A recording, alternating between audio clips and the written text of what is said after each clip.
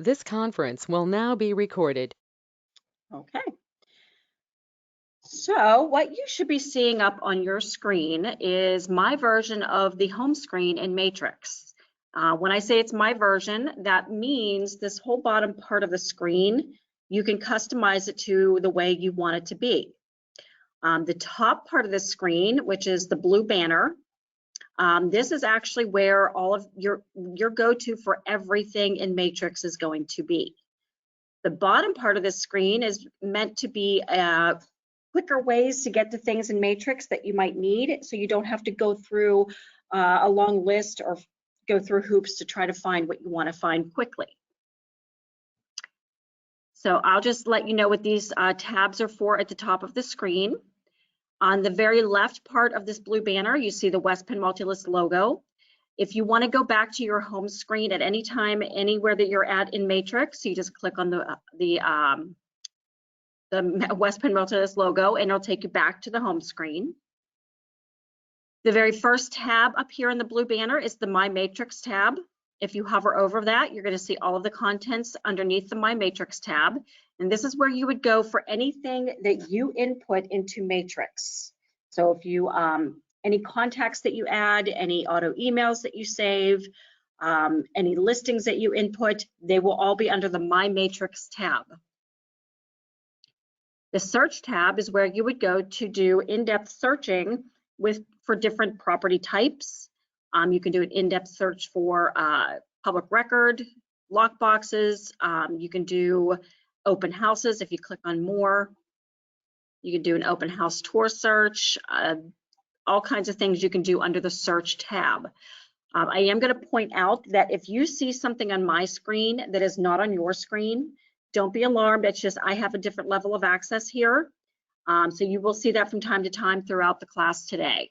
So don't be alarmed about it. It just means I have a different level of access. Okay. The next tab is the Input tab. This is where you will go to input any listings, edit a listing, and you can change your personal information under the Input tab as well. The Stats tab is a way that you can create specific statistical reports based on the information in our MLS. The next tab is the Tax tab. This is where you would go to do any type of tax searching. It does search through the public record. Realist Tax is actually the company that feeds the information to the Matrix system from the county tax websites. So you can do the tax search directly from the county tax website, or you can go into Realist Tax and do your searching through there. It comes from the same source. The Finance tab, you can do certain calculations for your clients, estimated costs for them, and that's what would be under the Finance tab. The Market Reports tab is where you would go to generate certain reports for your own production, and you can also do a ranking report, see how you rank within the other within your office with your other agents that you work with. And the Links tab is a tab that you can go to for different hyperlinks that we put out there that we feel are important to you as an agent. On the top green part of this upper banner screen, you will see our phone number here, fax number, and our general mailbox email address. This is how you will communicate with us here at the office. So if you ever have a question, you want to contact us, you can do so by phone, fax, or email. Right below that is the Hello tab, and you're going to see your name after the hello. If you click on this, there are other things that you can go to from here. Again, you won't see certain things on here that are on my screen, but you will have settings and you will have help. You will have your logout. Under the settings, this is where you will go to set up specific things for yourself in Matrix. You know what? I am looking at my screen, so let me just pause here real quick. I'm going to move a few things. I think my screen got larger. It did not. Okay, I just want to double check here. Anyways, under the Hello tab, you could click on the settings, and if you want to set up your personal branding or anything for printing purposes, your one home branding, this is where you will go to do that. All of the information in every single one of these tabs is coming directly from our database.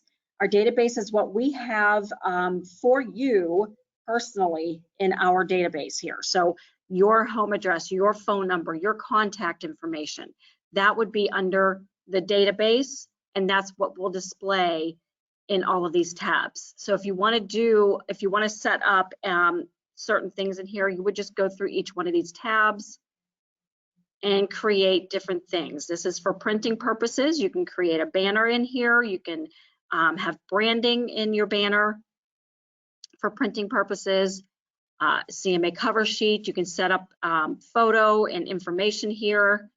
This is where you'll go to set up your email signature for any emails that you send through Matrix. The agent web page, if you choose to have an agent web page, you can do that by enabling this and filling in all of this information. And the One Home branding is where you would go to set up your branding for the One Home portal view for your clients. And I will be explaining all of these things throughout the class a little bit better. Okay. Now, this bottom part, as I said before, is meant to be a quick way to get to all of the things that you see up here in this top banner. I'm going to go through all of these little widgets here, and each one of these boxes, I will refer to them as a widget. Each one of these widgets has a different purpose, and each one of these widgets, with the exception of one, can be moved around on your screen. With the exception of two, you can also delete these widgets off of your screen altogether if you don't want them on there.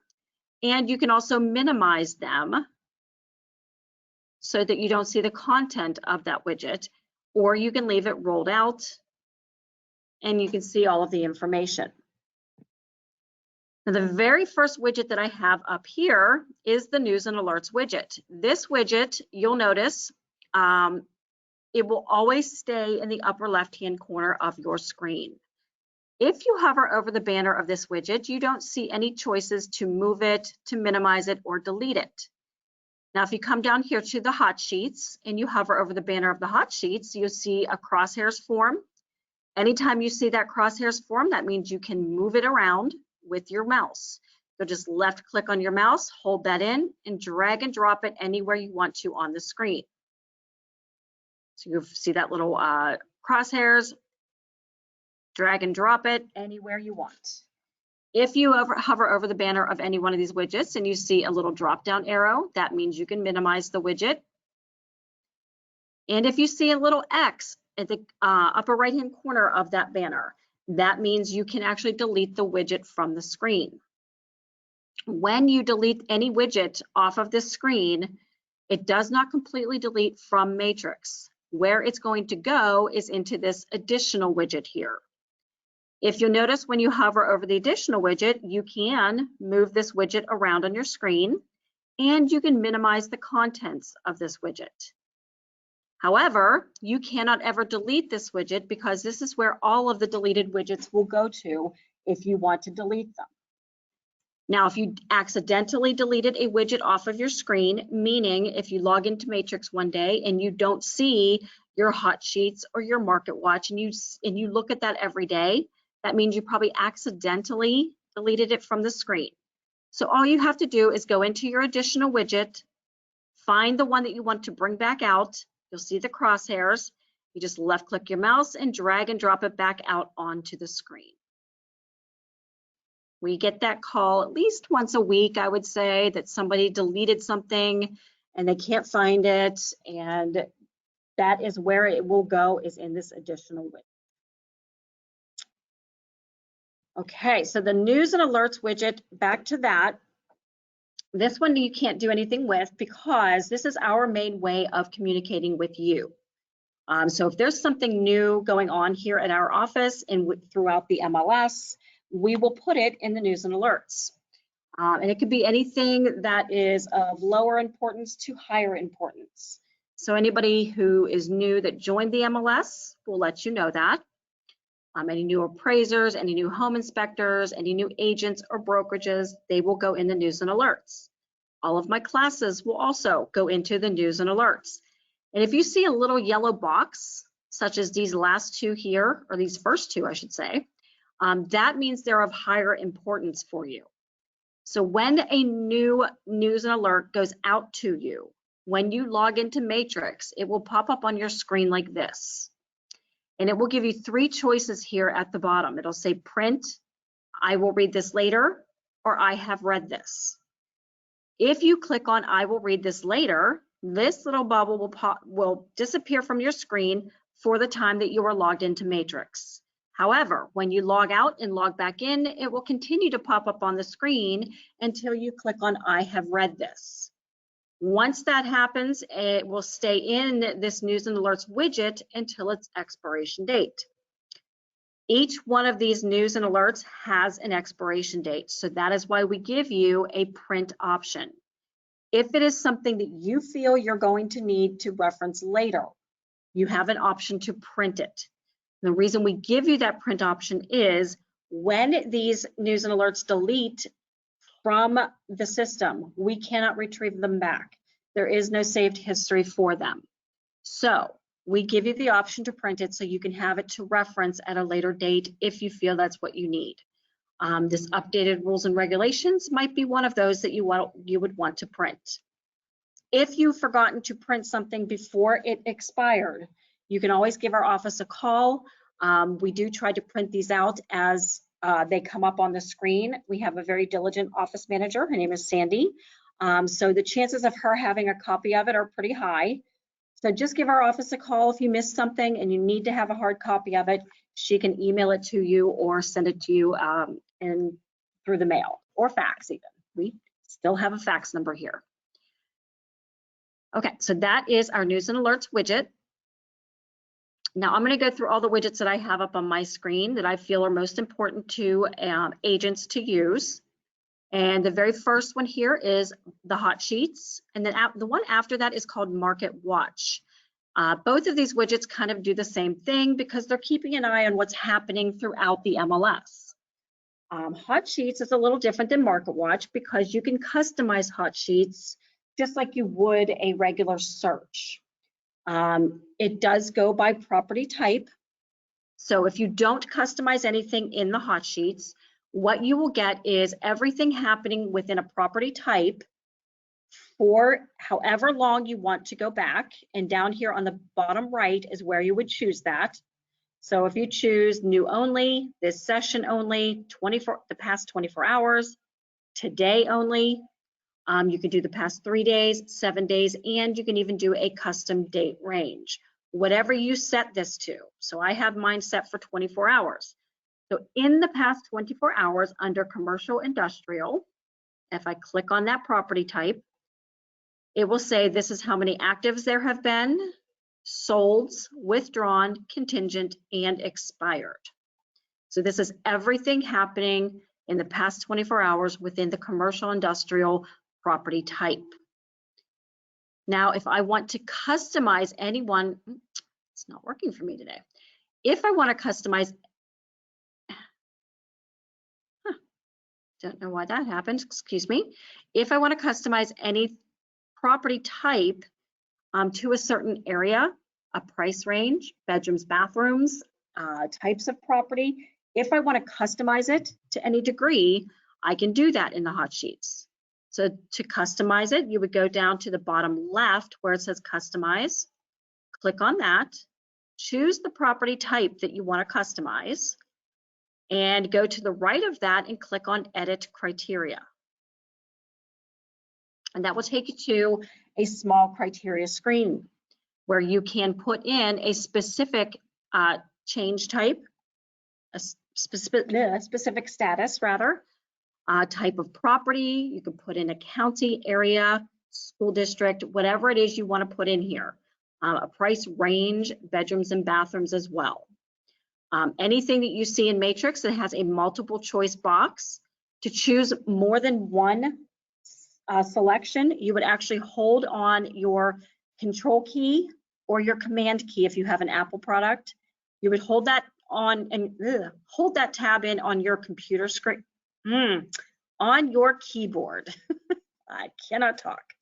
Hold the control key or command key in on your keyboard. Using your mouse, you can select different selections in any multiple choice box that you have. If you don't use the control tab, you're only going to be able to select one. So if you change it, you'll notice it does not highlight several different ones. Okay, so the control key or command key on your keyboard is the way you will select more than one. So then you can put in your information into this screen. You would click on Save. And a little box up here will tell you that you customized your hot sheet. So now if you go back to your home page, and this probably won't have anything here, but you would then click on the property type that you customized, and you should only see properties that fit the criteria that you put into that customization screen. Now the Market Watch, as I said, kind of does the same thing as the hot sheets, but Market Watch is keeping an eye on everything real time, and it goes by the different status. So you can choose how far back you want to go, not as much as your hot sheets, but you can go back to the past 24 hours, today, 3 days, or 7 days. So again, I put mine to 24-hour. And I can change my property type to the left of that to be a specific property type if I want. If I want to see everything happening with all the property types together, I would choose then the cross property, and that will give me a count of all of the property types and what is happening. So now if you look here, it says for all of the property types in our MLS for the past 24 hours, there have been this many decreases, increases, new listings, and so on. If you were logged into Matrix for any certain amount of time, you would then hit this little refresh tab here on the bottom left, and it would refresh these numbers as you're logged in. Because like I said, this one is keeping an eye on real time what is happening. You can customize this widget to a certain degree as well if you click on Customize. And you can choose a specific status if you want to. You can also narrow it down to a county area or a school district, and you can put in a price range. You cannot do bedrooms, bathrooms, or anything under here specific, but you can do a few things to customize it under the Market Watch. So that is our hot sheets and Market Watch. And I already mentioned this additional widget here, and I'll just say that anything that you delete off of this screen here, it will go into this additional widget and stay there until you bring it back out onto the screen. The search widget is the next one up here at the top. This is actually going to be your quickest way to finding a property in Matrix. It is not meant to be an in-depth searching tool. It's just meant to be a very quick way to bring up properties. So you would type in anything that you know. If you have the MLS number, you can type that in. You can look by specific status, a street number, a street name, county area, or a school district. And I will come back to this little widget here and give you a little pointer on a little trick that you can use while you're doing any type of searching in Matrix. Recent One Home visitors is the next widget I have here. This is actually, the One Home is the portal view that your clients will see when you set them up on an auto email. So, or even if you just send your client a one-time email of a property, they will get that email and it will be opened up into a portal view that is a client-friendly view for them. And that is called the One Home portal. When they visit that One Home portal, their names then will pop up underneath this widget, and you can go directly to their names and see if they liked something, disliked something, when they visited that portal, and so on. Recent use contacts. This widget is what's going to show up underneath here is any contact that you had most recently been in contact with. As an agent, you will accrue many, many, many contacts, and you might even have pages of them after so long. So instead of going up to the My Matrix tab, going to your contacts and having to weed through all of those contacts, this is going to give you the names of the ones you have most recently been in contact with. My Listings is anytime you input a listing into Matrix, you will then be able to go to this widget and see those listings and go right to those listings from here. I do not have listings because I'm not an agent, so mine will look way different than yours. Then My Favorite Searches widget. If you are creating an auto email in Matrix for a client, there is a little selection in the auto email setup page that you can save it as a favorite to the home screen. You are allowed up to 10 favorite searches under this widget. And this is just a way that you can keep an eye on specific searches that you've done for clients by just going to this little widget here and clicking on the name. And if you want to see if there's anything new, you would click on Update All. And a little parentheses will tell you if there was anything new added to that search. If you only wanted to see what was new, you would just click on inside that parentheses. Why is it not working? Okay. Because there's nothing new, I guess I can't click on that, which I thought I was able to before. But in any case, if there was anything new, you would be able to click inside this little parentheses and only see the new properties. The next widget I have here is the Matrix Learning Lab widget. This is a way that you can view certain tutorials of new products that CoreLogic might put out to us through the Matrix system. If it is something that requires a tutorial, they will then put that tutorial in the Matrix Learning Lab widget.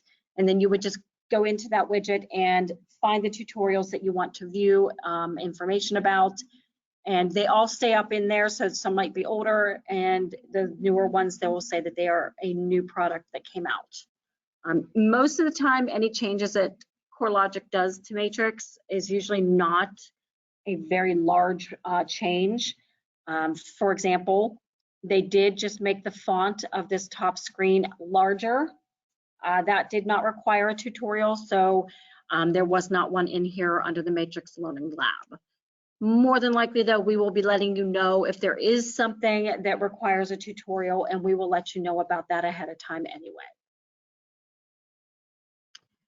Okay, the very last widget I have here on my screen is the largest widget, and it is called the External Links. It is the same contents as what is in this Links tab at the very top of the screen. It just lays it out for you right here on the home page. And this is basically hyperlinks to certain websites that we feel are important to you. So at the very top here, we have some basic websites that we feel you might use. Below that are all of the county tax website hyperlinks. Below that are some organization hyperlinks. And at the very bottom here are some services that we provide to you that are either free of charge or at a discounted rate. I will go through all of these little products down here real briefly and let you know what they can do for you. The very first one here is called Property Panorama. If you are using Property Panorama in your listing, this little movie reel icon will show up right below the photos on your listing page. So what Property Panorama actually does is when you upload photos to your listing, you would then go to Property Panorama and you can turn those photos into a very basic virtual tour. It's nothing as fancy as Matterport or anything like that. However, it is a really nice service because it's free of charge. You don't have to pay for it. So when you have a listing with photos added to it, you would go into the Property Panorama hyperlink, and your listing would then be listed here. You would click on that listing to activate Property Panorama, and it would then take those photos and turn them into a virtual tour for you. So when you've done that, that little movie reel icon will show up on your listing page, and anybody can click on that then and view the virtual tour for that listing. Again, the basic service for Property Panorama is what we give to you for free of charge. If you go into this website though, and you see you could click on products, they do have many other products that you can purchase on your own. And from time to time, they will put out webinars as far as they'll advertise what their products are and let you know what they can do for you. So we always let you know if they do something like that throughout the year. Okay, let me just move a couple things here so I can click off of the screen. All right, so that was Property Panorama. The next service that we give to you that is free of charge is ZipForm Plus. And under the ZipForm Plus, what is free to you when you're a member here at the MLS is the MLS forms. If you are a member of PAR or NAR, you would then be able to receive the Pennsylvania forms as well.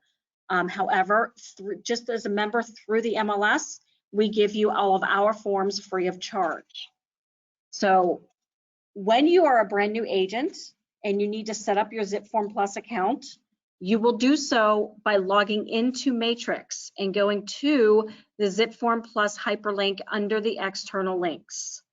So whenever you first click on the ZipForm Plus, you will then have to set up your account through here. If you go to the external website for ZipForm Plus and do it elsewhere, they will not recognize you as a member of our MLS and you will not get those forms. So please, if you're a brand new agent, go into Matrix, click on the ZipForm Plus where I just showed you and set up your account through here. To set that up, you're going to actually click on the little cart at the top of your screen and it's going to take you to a page where there's products underneath here. You will actually, and this one here is a zero price for Willamette Valley. That is not ours, so don't click on that. But there will be other products underneath there that have a zero price tag for West Penn Multi-List. You will then click on Add Cart for each of those products that have a zero price tag next to them. You don't want to see a price here and click on it to add to your cart because then you will have to pay for something. So everything that would have a zero price tag would go into your cart. And then you will go to the checkout and do a checkout just like you would if you were purchasing something, but you will not be asked to purchase anything. So anyways, when you have your account set up, you will then go to your Forms tab at the top of this page. And it will show you all of the forms that you have available underneath this little drop down on the right-hand side of your screen. Okay, so that is ZipForm Plus, your go-to for any forms from the MLS. Is it going to be under ZipForm Plus? Tenant screening is the next service that we have here. This one is not a free service, but it is a discounted service. If you are an agent that's going to be getting into doing rentals or leases, this might be a good one for you to take a look at. So under the tenant screening through My Rental, you'll see two different packages that you can purchase at a discounted rate. And what these packages will allow you to do is eviction histories on clients, credit reports, safe rent scores, things like that that you would utilize for renting properties to clients. If you don't want to purchase a package, you can also do an a la carte deal over here. You would just click on it and purchase whatever it is you wanted for that time period. So that is tenant screening through My Rental. Data CoOp is the next service that we provide to you, and this one is a free of charge service as well. So Data CoOp is a way that you can look up other properties in other MLSs across the United States and some into Canada. However, you will not see properties in all of the MLSs because the other MLSs will have to agree to share their information with us. So how Data CoOp works is we here at our MLS agree to share our data with other MLSs across the United States. If they agree to share their information with us, they will say that they agree, and then you will then be able to go to those MLSs and see properties in their areas. Currently, we have about 12, I believe, MLSs that are sharing information with us. It doesn't sound like a lot, however, they are in the larger areas like Florida, some are in California, some are in Ohio, the middle of the country. They are all over and they are pretty large. So if you do see properties in an area that you're looking in, it will show up with a little blue bubble. If there's a blue bubble with a number, that means there's more of those properties. You'd have to drill in a little further to see those properties. It does take a few minutes for it to load, so, because you are looking across the United States here. So anytime you see a little blue bubble here, you'll click on that, and it'll bring up a little picture, oops, with some basic information of the property. I just lost it. There we go. Okay, so if you want to view the actual listing information, you'll click inside the picture, and it'll bring up all the details that are in that for that listing through that MLS. So what's nice about this is if you have a client that might be moving to another state, you can go to Data CoOp and look and see if you can find some properties in that area through here. And most importantly, you can give them a contact information, but you can also show them the photos, location, if there's any other information about that property and the area around the property. If you want to view a tutorial video on Data CoOp and how you can use it to work for you, right above the property panorama and matrix FAQ, there is a Data CoOp training video link that is it's about a 40-minute video, but it does go through the ins and outs of things of what you can do with Data CoOp and teach you how you can use it to your advantage. Showing time is the next service that I have here. Showing time is a way that you can schedule viewings for your property that you listed. So if you wanted to use showing time to do that, this little quarter of a clock icon will show up underneath the photos and your listing page. And anytime you're using that as a scheduling device, any agent that wants to take a client to view that property, they will click on that little icon on the under the photos, and it'll bring up what looks like a schedule book. And then they'll just find the date and the time that works best for them and their client, and they'll schedule themselves in, and then you get a notification of that to you. I don't have a tutorial video that we were able to upload to Matrix for showing time. However, if you wanted to view a tutorial video, just send me an email to our general mailbox email address up here, and just say that you want to view a tutorial video for showing time, and I will send you a link to that. And the very last one here I have on the screen is the Matrix Learning Lab. That is the same thing as this Learning Lab widget. Okay, so those are all of the widgets that I feel are the most important for agents on the home screen here. And what I'm going to do now is I'm going to go back to my search tab, or my search widget, and we're going to start going into all of the different ways that you can do searching throughout Matrix and a little trick to get around certain things in Matrix as well. Okay, so our little search widget here. As I said before, this is the quickest way that you can bring up a property in Matrix. But one of the things I want to point out to you is anytime you do a search in Matrix, Matrix is a very specific program. So basically what that means is whatever it is you type in to search for in Matrix, it's going to find you exactly what you typed in. So for example, if you're looking for a property on Main Street and you know the address number, so you type in 123, and now I'm going to type in Main Street, and I hit search. So my results are actually going to be everything that is exactly 123 Main Street spelled out. Now, if I had incorrectly spelled this, it would only give me what was incorrectly spelled. If I put in Main Drive, it would only give me everything that was 123 Main Drive.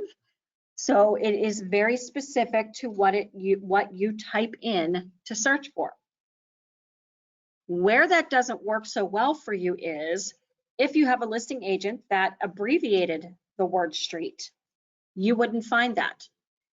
Or if you're not sure if it's a street or road or drive or anything else like that, or avenue, it won't bring you those choices either.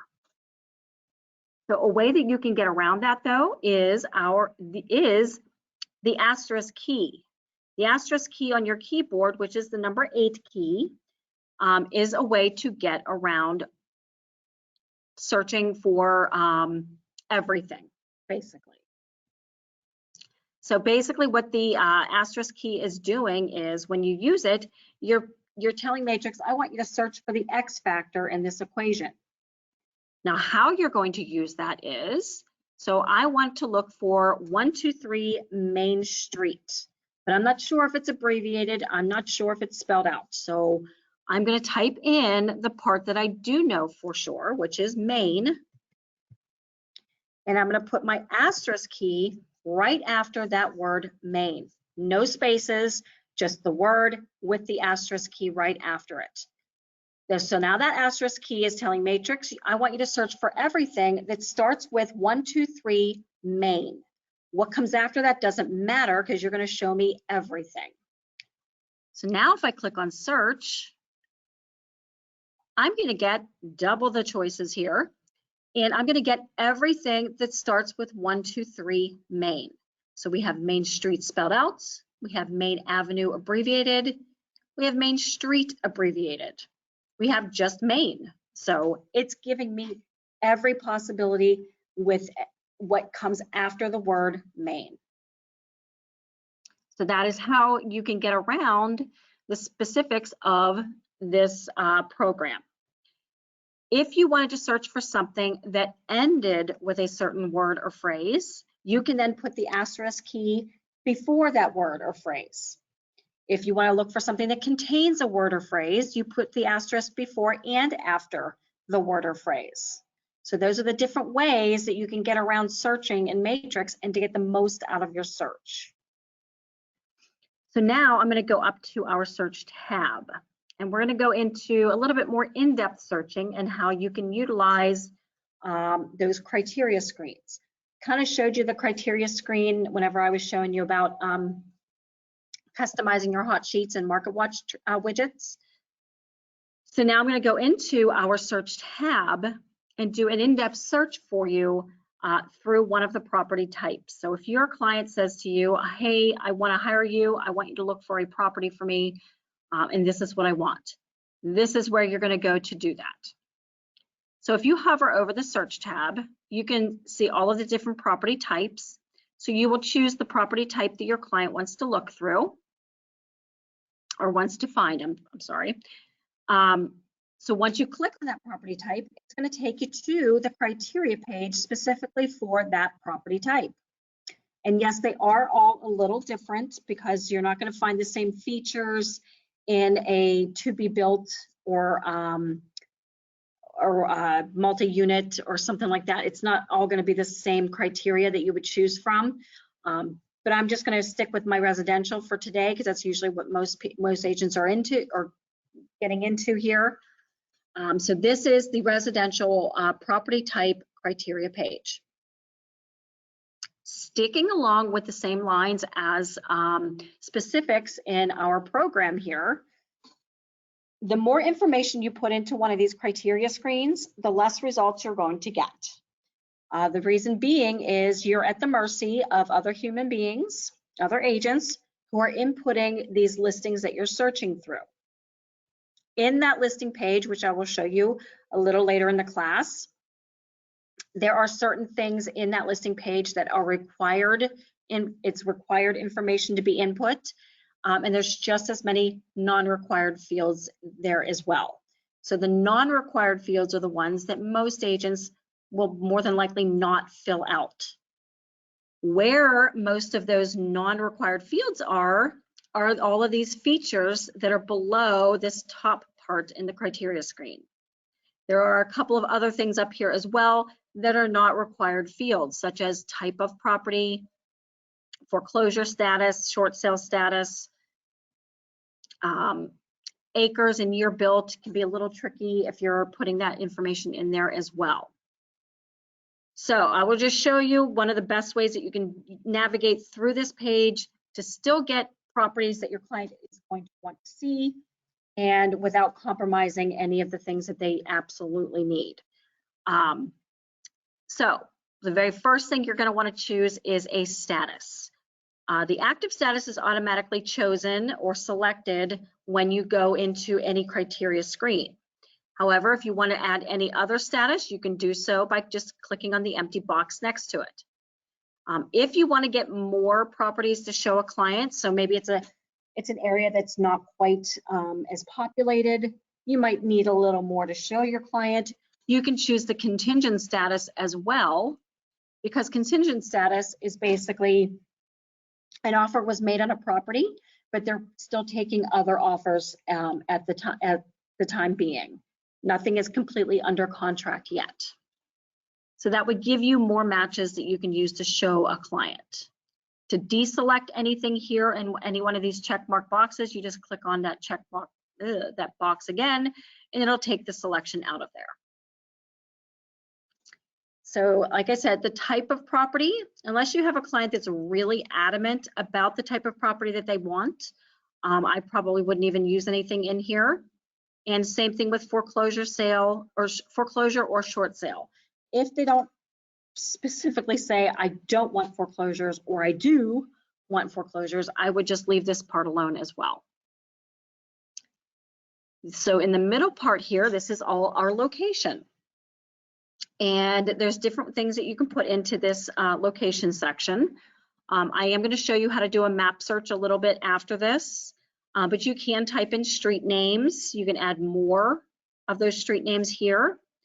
And you can also do a search through county, area, or school district, or you can just do county, just school district, just area, whatever it is. I will, yeah. I will not be here, but I am going to probably if you ask one of the girls, what's her name? Yeah. I'm going to mute everybody again. Somebody was unmuted there, so I just wanted to stop there real quick and mute you. Okay, so moving right along, there are currently 17 counties in our area, in our MLS, and that is including 762 areas. That is a large number to go through.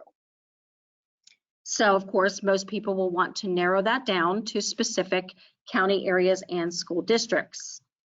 Now again, if you see anything with a multiple choice in Matrix, to choose more than one selection, you will need to use your control key or command key on your keyboard. You'll click on that and hold it in, don't let go of it.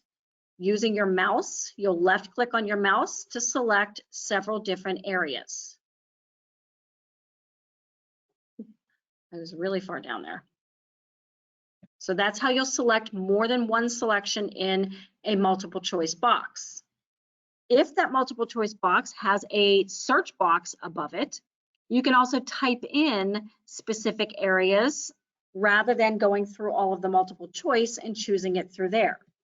If you decide to type anything into a search box in Matrix, you'll do so by typing in the name as you know it and separate each one with a simple comma, no spaces. So we're going to do, let's see, Marshall, let's do McCandless. I don't know if I chose Butler or not, but let's do Bellevue. I don't know. Franklin Park. Okay, so you'll just do that. Type in as many areas as you want if you want to use the search box, separating each one with a simple comma. And if you scroll down here using this, you'll see that they're all highlighted underneath here with a gray line or a blue line. It's going to make a liar out of me, I guess. So that is the two ways that you can use a multiple choice box with a search box above it. So the next section over here that's very important for clients is a price range. This is the price range box where you'll be entering that in. And this little check mark here is automatically checked off. And that means any number that you put into this box is automatically in the thousands. So you do not need to add those extra 3 zeros. If you do add 3 extra zeros, then it's going to bump that up to the millions. And I don't think that's what you want, unless you do want that, which would be great for you. But in any case, in the price range box, you can type in a number 3 different ways. So if your client was looking for anything that started with a certain number and they don't care how high it goes, you can use a plus after a number. So let's just say 600 with a plus after it. That will then tell Matrix, I want you to search for everything that starts with the number 600 and the sky is the limit. It will give you everything. You can also do a number with a minus after it. If you put that minus after a number, that's telling Matrix, I want you to search for everything up to that amount. So if they don't want to go above a certain amount, you can put in a minus after a number. Or you can do a simple range. So your client is looking for anything from $600,000 to $900,000. You'll put in the 6, a dash, oops, with no spaces, and then the next number. And that gives you your range. You can do the same things with the numbers of bedrooms and bathrooms that your client is looking for. So if your client is looking for three bedrooms at least, but they will go higher, doesn't matter to them. You can start with a number with a plus. So you can do 3 plus. If they only want up to a certain amount of bedrooms or bathrooms, you would use the number with the minus. And if you want to do a range, you do the number, dash, and another number. So it's the same way that you would do the price. Now I want to stop where I just put that number in, and I want to go down here to the bottom of my page. This number here is very important to keep an eye on when you're adding information into this criteria screen. This is how many matches you have to show your client. So right now, by putting in a status, county area, price range, and bedrooms, I only have 4 matches to show my client.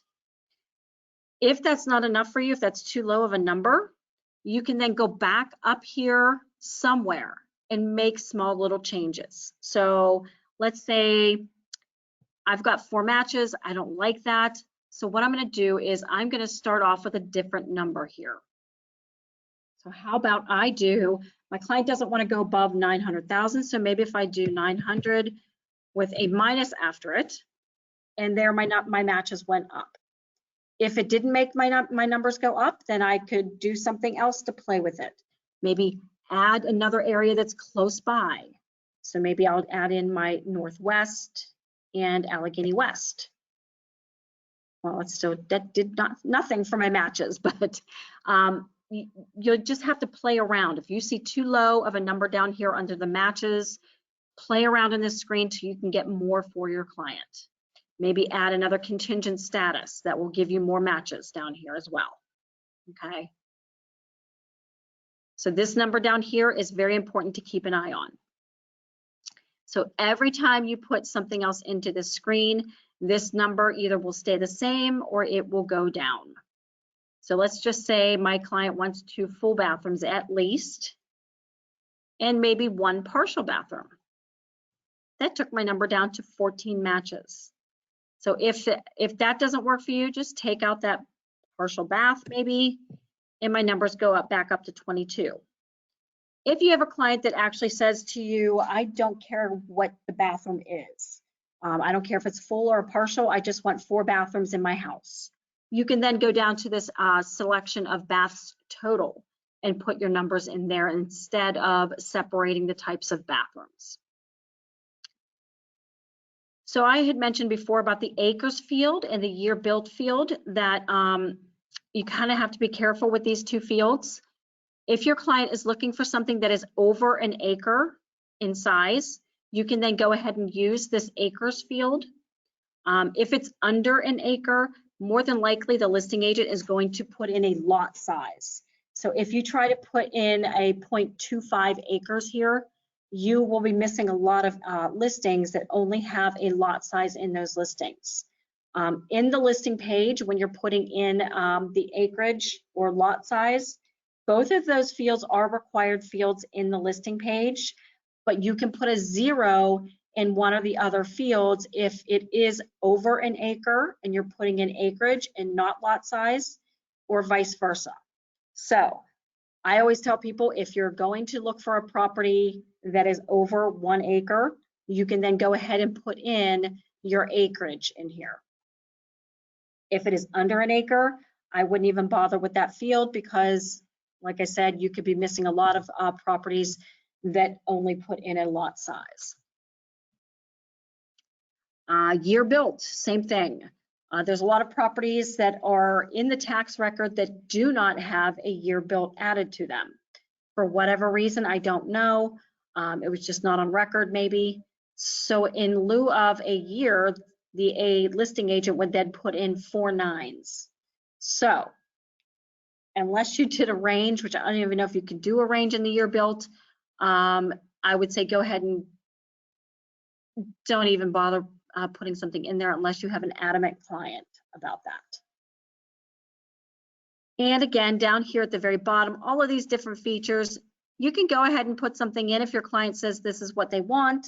However, if you end up with a 0 match down here, then you would then have to take that out of your criteria if you want to show your client more properties. It does not mean they're not getting what they want. It just means it was not input into listings.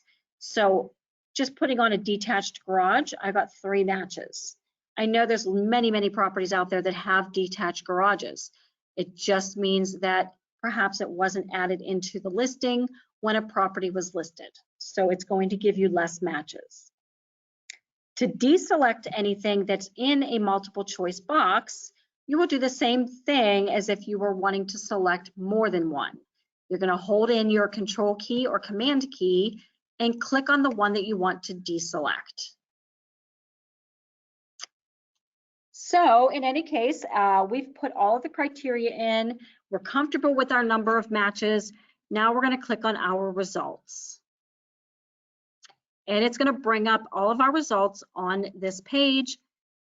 If you want to have as little pages as you can to go through, you can go to this very top part of this screen, and you're going to see a display box, and then it says at with a drop-down arrow and a number. You can change this number to be whatever you want it to be. So if you want 100 per page, you click on 100. If you only want 25 or 50 or 10, completely up to you.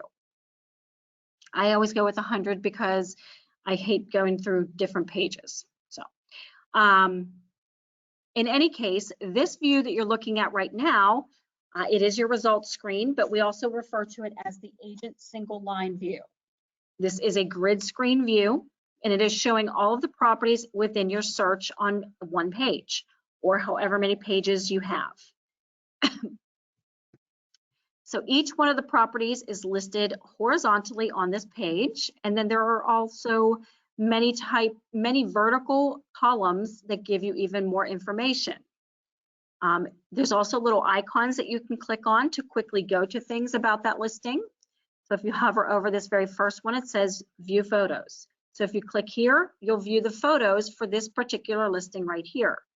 You can also view the map through this other one. If you scroll over on your screen, there are even more columns with more icons at the very end. So you can click here to go to the history of this property, the tax information, the tax map, neighborhood report. You can click here to go to Zip Form Plus. There's a property panorama added to this or a virtual tour link. If there's 3 little pages here, that means there's supplements added to a listing. Supplements are anything like a green addendum, seller's disclosure, things like that. And we also have certain lockbox information that you can go to from here as well. Okay, so as I said, each one of these columns gives you different information about the properties. But if you want to view the actual listing for the property, you're going to go to the list number column and click on the list number. It will take you directly to the listing page.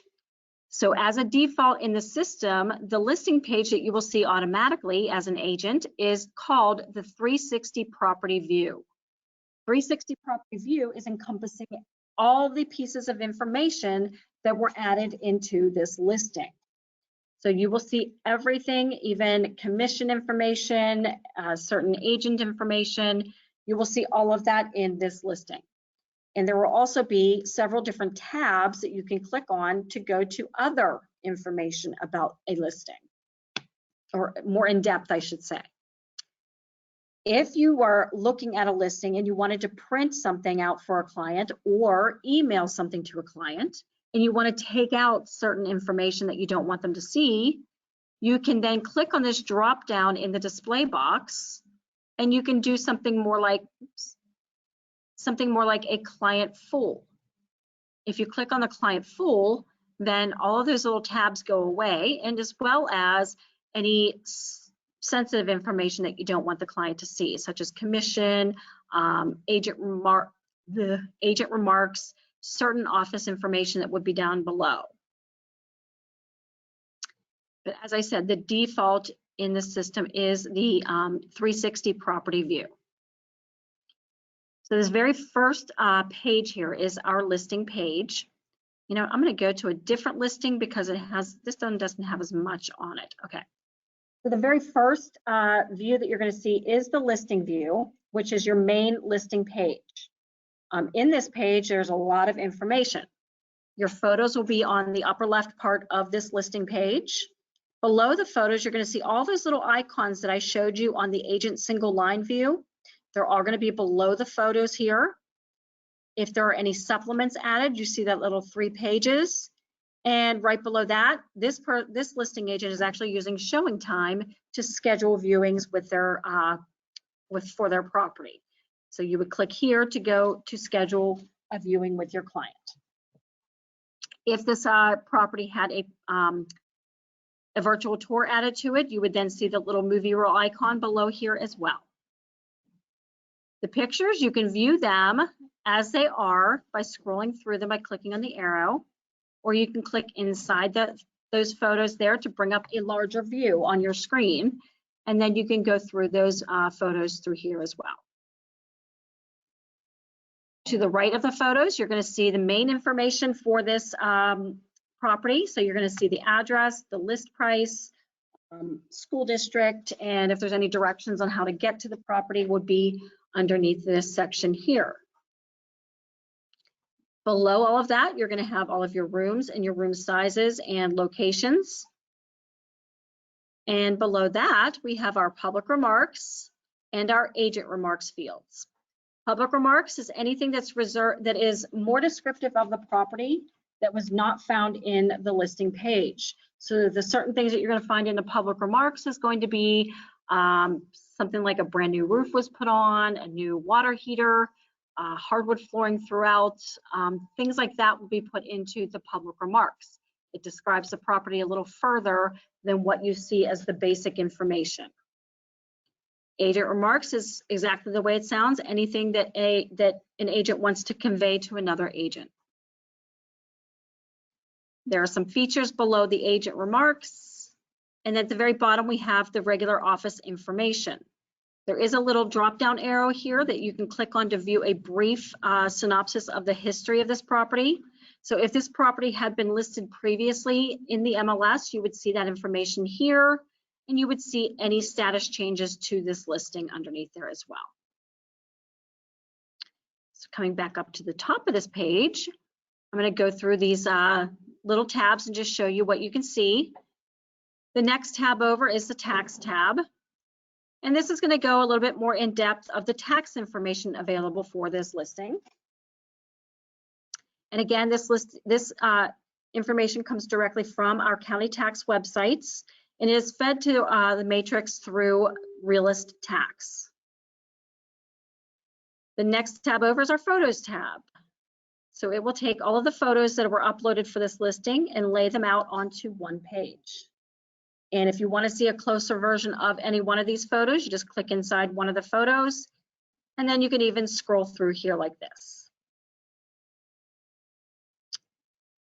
The next tab is our History tab. That little drop-down arrow that was on the main listing page only gave you the little brief synopsis, which is this part up here, but it'll go even a little bit further underneath there if there's more information that is available. The next tab over is the Parcel Map tab. This is 3 different map views of the parcel itself. So there are 3 different views that you can view in either satellite view, which is this, or a map view. You can change it just by clicking on where it says the view that you're looking at. You can even see a terrain view if you wanted. So completely up to you how you want to change that up. But this very first map view here is showing you where this parcel is actually located. The next view here is going to give you the square footage for the parcel. And the very bottom view here is going to show you also the location of the parcel, but you'll also see all of the other parcels surrounding this one. And you can even click on any one of the parcels that you see on this map and get a little bubble that gives you some idea of information about that property. If it was previously sold throughout the MLS, you might see a little bit more information. If it was never sold before, you might not see as much. But you can even look at the previous listings and tax information if it's available. And you can do that anywhere you want to on this screen to see any information. So there's a really nice feature on this map here. Also under this map, if you are doing a lot of searching around different parcels, at the top of this map, you're going to see this little bullseye. Clicking on that is going to take you back to where you first started. You can also add different layers to this map view as well. So you're going to see this little 3-page icon here. If you click on that, the parcel boundary is already selected because this is the parcel map view, but you can add many different things to this map as well. You can add different zip codes, cities, unified school districts, different elementary schools, middle schools, high schools. You can put all of those layers onto this map. There's different MLS statuses that you can add.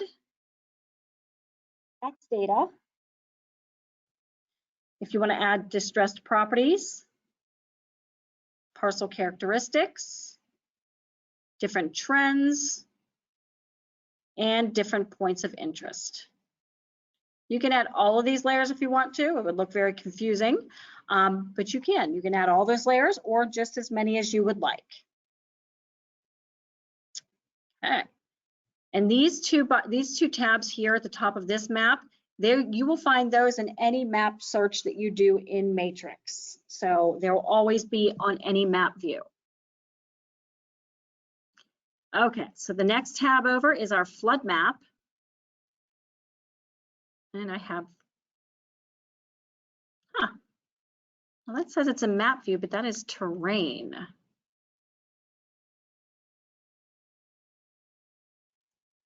Oh no, I don't want to see that. Okay, that's why, because I had that clicked on there. Okay.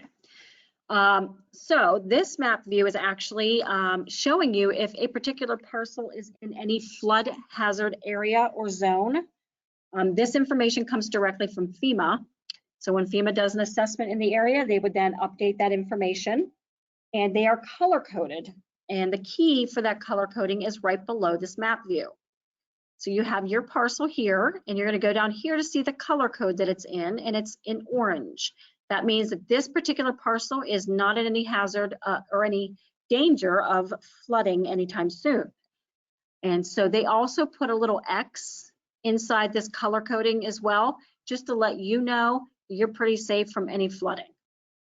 Now let's see if I can find a body of water. So if there is a body of water anywhere near a property that you are looking at, you will see different colors here. You'll see a darker purple, you have a lighter purple. And if there's any parcels that are in that selection, or in these areas, that means that those types of, or those properties have a higher incidence of flooding. So for instance, the lighter purple means 100-year floodplain, darker purple means 100-year floodway, and then we have our coastal and coastal floodway, coastal floodplain and coastal floodway. The 500-year floodplain is yellow, so you might see that in certain areas as well. The 500-year floodplain also will have an X on it. That means in the past 500 years, it had at least maybe one flooding. So you do have a little bit more of a chance of flooding than the orange, but not nearly as high as a purple or a blue. So that is our flood map. The next two tabs here is a foreclosure tab and open house tab. So if there was active foreclosure on this property, you would be able to click on the foreclosure tab and see that information. If it is gray like this, that means there is no foreclosure status. Same thing with open house. If there was an active open house on this property, you'd be able to click on that tab to view the information about the open houses. If there's not, then it will be gray. And if there's any supplements added to it, you'll be able to click on this supplements tab and click on the link to view those supplements for this property.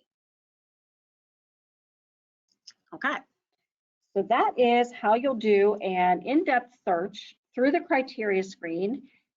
That is your results screen and your property listings. If you're looking at several different listings in your search, you can go to the next listing one of two ways. You can choose to go back to your agent single line view, which is that grid screen view. You would go to the top of this listing page and click on where it says agent single line, and it takes you back to your grid screen. Or if you're in a listing and you want to just go to the next listing from there, you can go down to the bottom of the page and click on either previous, next, or click on the number of the page that you want to go to. And it'll take you to whatever listing you want to go to next. There is a previous and next tab at the very upper left of this screen as well that you can utilize, but you cannot go to the numbers of the pages from here. All right, so I am going to go back to our agent single line view. Okay, so now after you've done a search and you've clicked on your results, you've gone through the properties somewhat and narrowed them down for your client, or you want to go ahead and send all of the properties to your client through an auto email. So how you're going to do that is you have your choices here on your page, and you're going to go down to the bottom of this page and click on where it says Actions, Refine, Save, and Carts. You're going to click on Save. That's going to bring up 3 new choices. To start a new auto email, though, you're going to click on New Auto Email. And that's going to take you to this new auto email setup page. So to set up this email, there are 2 fields in here that are a yellow color. Yellow, any field that's in yellow in Matrix means it's a required field in order to complete the task. So you need to fill in anything yellow in Matrix. Anything that is not yellow is not a required field. You can still fill it in just the same if that's what you choose to do. So in order to create this auto email, you do have to have a contact in here. If this is a brand new client and you don't have their contact saved, you will go to where it says create a new contact. In this next page, you will see 3 more yellow boxes. Those 3 boxes need to be filled in order to complete this contact. So you'll put in a first name, last name, and email address or addresses. If this is a husband and wife team, they have 2 separate email addresses, but they both want to see the same properties and have feedback, and they can add feedback to those listings. You can then put in, for the first name, you can put in both of their first names here and their last name.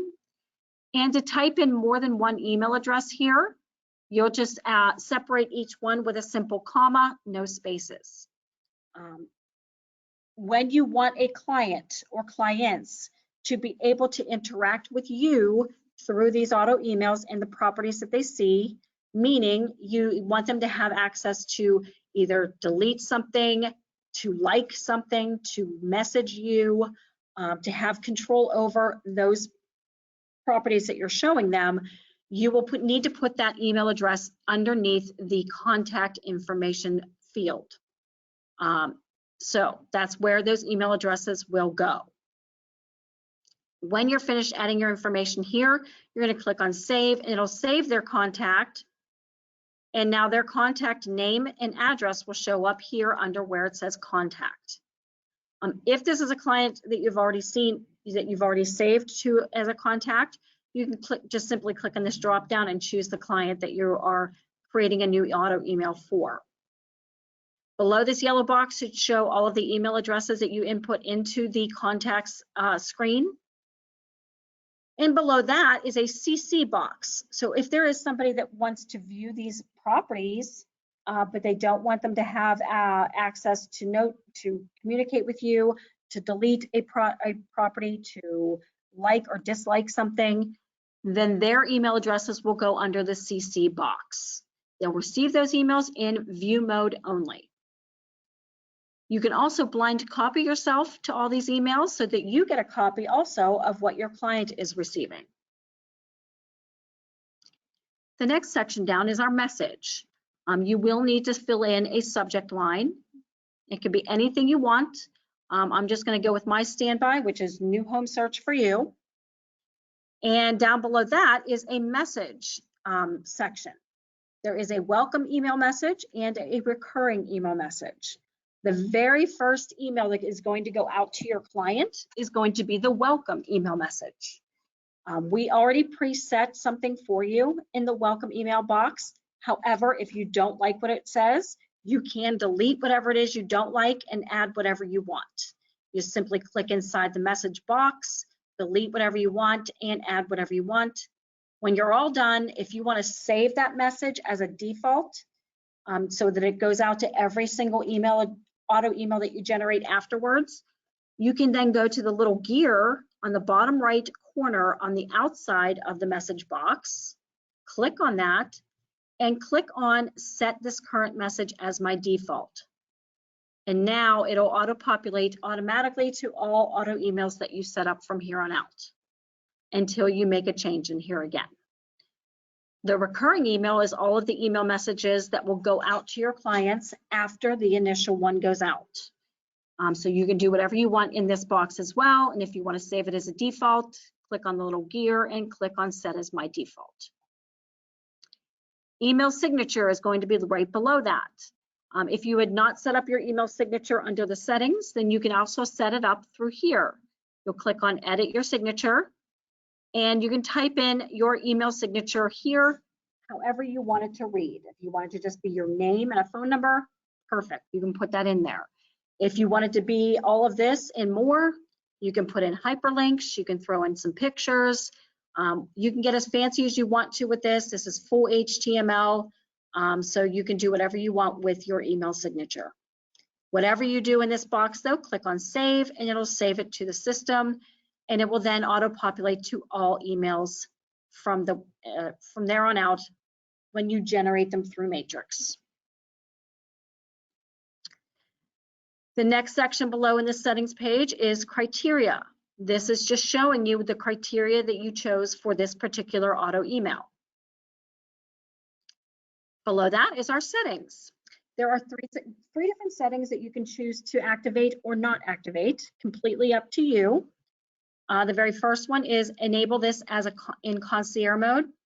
So basically what that means is instead of your client getting all of the new emails for properties, they will be sent to you first. And when they're sent to you, you can then go through those properties and pick and choose which ones you feel your client will like the most and send them on to your client from there. Another setting that you can choose or not choose is to show this contact in reverse prospecting results. So basically what that means is any listing agent that has a property that meets your client's criteria, they will get a notice, and that notice then they can use to contact you and say, it'll show a it'll show a number next to that for them. They don't see a name of a client, but they will see a number. And then they can get in contact with you and say, hey, I got a message that client number blah, blah, blah, blah is interested in a property that meets their criteria. So that's how you can do the reverse prospecting. And you can also choose to enable this as a favorite search on the home page. That was at my favorite searches widget that was on our home page. You're allowed up to 10 maximum underneath that widget. And it's just a quicker way that you can go back and forth and checking on this search through that widget. The next section down here is our schedule. How often does your client want to receive these emails? If they don't want to be inundated with emails all day long at different times of the day, they might want to choose a daily selection where they can choose which days of the week and the times of the day that they want to receive emails. If they choose ASAP, then that means they will get all of the properties sent to them directly as they come on the market. And there's also a monthly choice that maybe if you have somebody prospecting an area, you might want to choose monthly instead of a daily type of thing.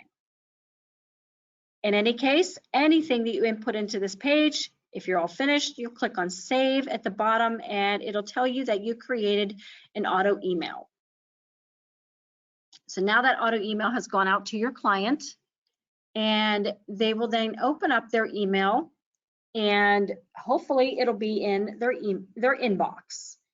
When I say hopefully, whatever platform your client is using for an email, there are different security levels that each one of those different platforms has.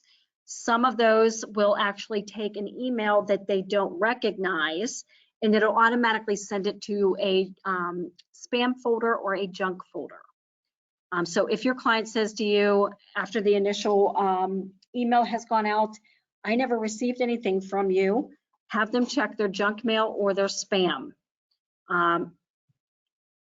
So that would be listed underneath all of their different folders. If they click down here, this one here for Gmail is marked as spam. Some of them might say junk, but they could just click on that to see if your email went there first. And then from there, they can choose to add that to their inbox, which then it will go to their inbox from then on out. In any case, though, when they do receive that email, they will click on it to open it up. And that will be their welcome message that they'll see first on the very first email they get. So it'll show your message that you wrote and a little link to click on to view properties.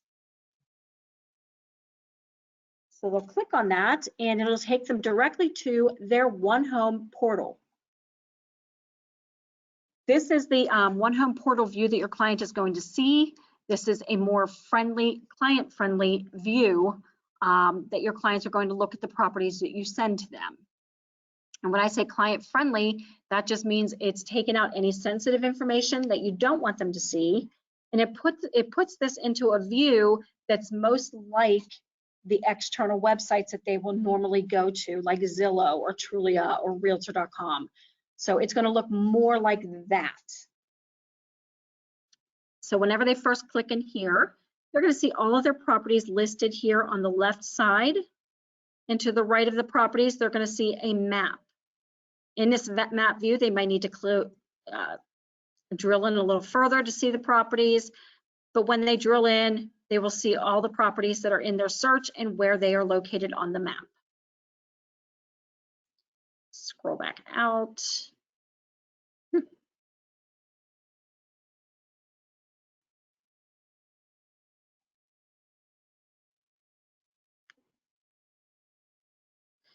I'm so sorry. It's just taken a few minutes to upload here. Okay, so if they want to go ahead and view some of the properties now, each listing here will be right there with some quick ideas of what the property information is right here to the right of the pictures. If they want to go into this listing and view the actual listing in its full entirety, they'll click anywhere within this rectangular box. And it'll open up the actual listing for that property. Now, at the very top of this now, the next page is going to show the address and the MLS number. And if there are any open houses set up for this property, it'll also give you the status on the upper right-hand corner above the pictures. So then they have their pictures here where they can scroll through them. And in the One Home portal, the view of these photos is pretty up close. If you want to view them even closer, you'll click inside that photo and you can scroll through them with a closer view.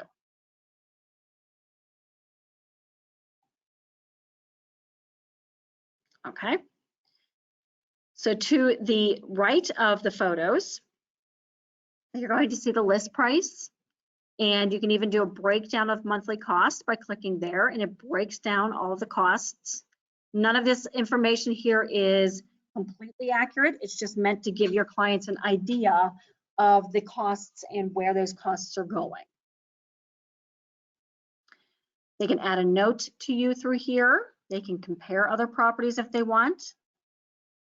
Below the photos, they can click on here to view all the photos at one time, or if there's a virtual tour added, it will look different than the property panorama little movie reel icon in the One Home portal, but it will say if there is a virtual tour.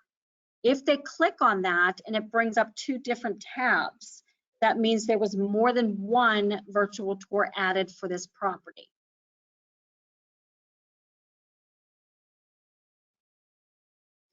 Okay, click off of that. Okay, so below those 2 tabs is all of our public remarks. You will have a little beds and bathrooms here that will be added, but below that is our public remarks. If you want to read all of them, you'll click on read more, and you'll just go ahead and read through all the public remarks. Again, public remarks is more description of the property that was not found in the listing page. So below the public remarks, we have some features of the property. And then there's 3 different drop downs that give you more information. So there's property details first. That's going to list all the bedrooms and the bathrooms, some exterior details, and then it'll have all the rooms with their level size, with their level, location, and the size. The next drop down is more building details. So this is going to give you some more building details of the property, different construction ideas. And the last drop down tab is other facts and features. So you'll see tax assessment, locations. Below all of that, you're going to see your school districts. So you'll see the unified school districts. And then below that, it breaks it down to the elementary schools, middle schools, high schools, and private schools. If there are more than 3, it'll show you below that you can load more, and it then loads all of them. So below all the school information is public record data. If there's any open houses set up, it'll show you the times and the days right there. How do you feel about this property? You can click on it's a favorite or not for me. There's your branding information.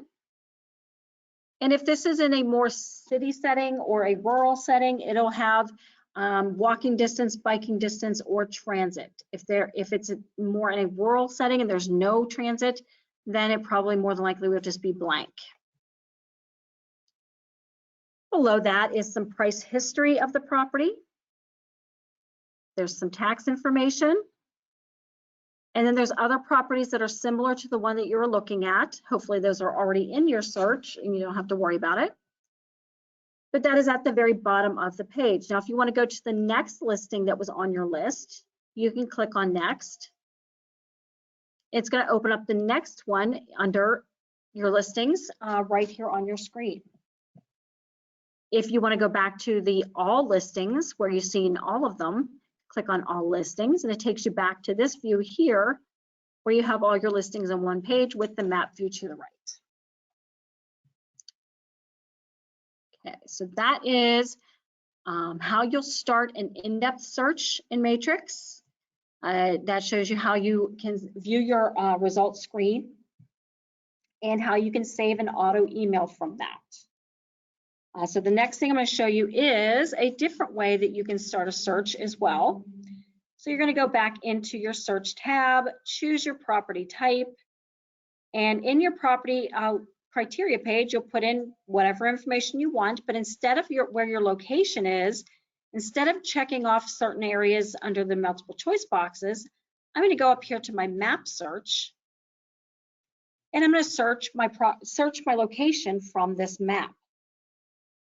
So in this map, it's a larger version, so you will have to scroll in a little further to see the properties. Any of these white little bubbles is representing how many properties are active in this map page.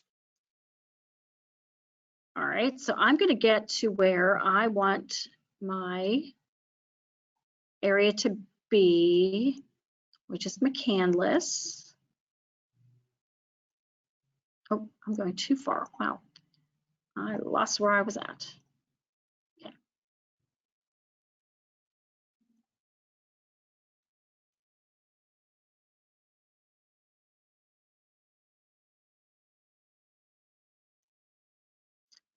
All right, so I'm just going to use my work address here. So this is McCandless, and all of these green little dots here you see are all active properties surrounding this area. Now I want to start narrowing down to where my client wants to be. And I can do that by using all of these different tools at the top of the page. These are all drawing tools. So the very first one is a draw radius, which would be used if you want to see somebody wants to look up certain mileage from something. There is a draw rectangle, a draw polygon, which is a 5-sided shape, and a freehand polygon where you can draw your own shape on the map. We also have our layers tab, an eraser tab, and our recenter tab. So if you have a client that comes to you and says, I would like to find a property that's within a 5-mile radius of my workspace.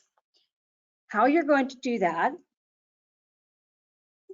you're going to use your draw radius tool. But before you do that, you're going to want to place a pin on the map where the property is that your client wants to live near. So how you're going to do that is you're going to go to this little field here that says jump to address. And you're going to type in the address that your client wants to live near, whether it's their workplace, a school, a shopping center, whatever it is your client wants to live near, you would type that address in there. So if I just use my work address here, 89A Perry Highway, I'm just going to put in my zip code to narrow it down. So it's 15237. And then I'm going to hit enter on my keyboard. When I hit enter, it now places a pin on the map where that property is located.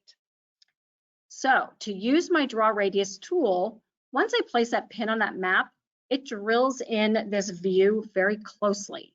So I'm going to have to scroll out of my view pretty far in order to get the most out of this my choice. So I scrolled out pretty far. So now I'm going to click on my draw radius tool. And now I'm going to get as close as I possibly can to the tip of that marker. And I'm going to left click my mouse and hold it in. And now I'm going to drag my mouse until I see the specific mileage that my client is looking for inside that circle. So they said 5-mile radius. I'm going to stop there. That was 4.99. It's pretty darn close to 5. So now I get this circle with all these properties within that circle. That is automatically what happens when you make a shape. Within the shape is where the properties are going to be located. However, if you have a shape and your client says, I don't want to be in that shape, I want to be outside of that shape, you can hover over the red dot. The red dot is where the shape was started and stopped. So you'll hover over that red dot and you can choose to either delete the shape or exclude the shape. If you choose exclude the shape, it will then give you all of the properties that are outside of that shape within our MLS.